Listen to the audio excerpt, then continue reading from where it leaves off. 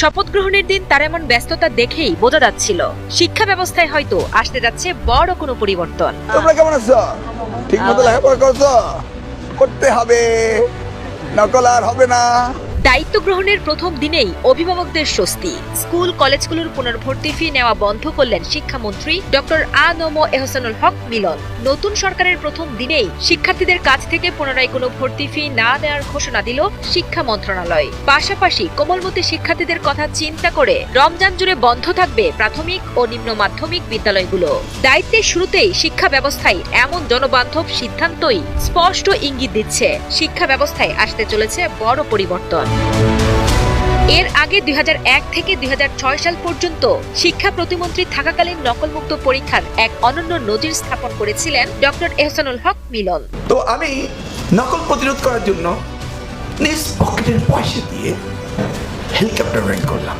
সে সময় হেলিকপ্টারে করে দেশের এক প্রান্ত থেকে অন্য প্রান্তে পরীক্ষা কেন্দ্রগুলো আকস্মিক পরিদর্শন করে নকলবাজদের রুখে দেওয়ার সেই সাহসী অভিযান সারা দেশে ব্যাপক প্রশংসিত ও সফল হয়েছিল। দীর্ঘ 2 দশক পর আবারও দায়িত্ব পেয়ে তিনি সেই হারানো শৃঙ্খলা ফিরিয়ে আনার প্রতিশ্রুতি দিলেন।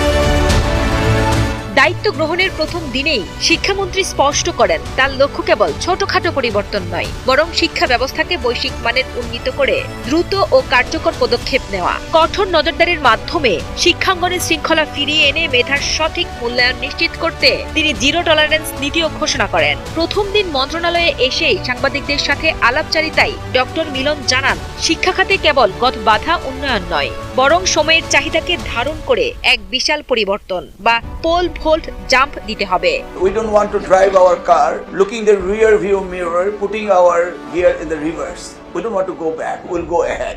So we don't talk about the past, we'll talk about the future. 2001 হতে 2006 আমি দায়িত্বে ছিলাম, তখন কোনো দুর্নীতি হয়নি।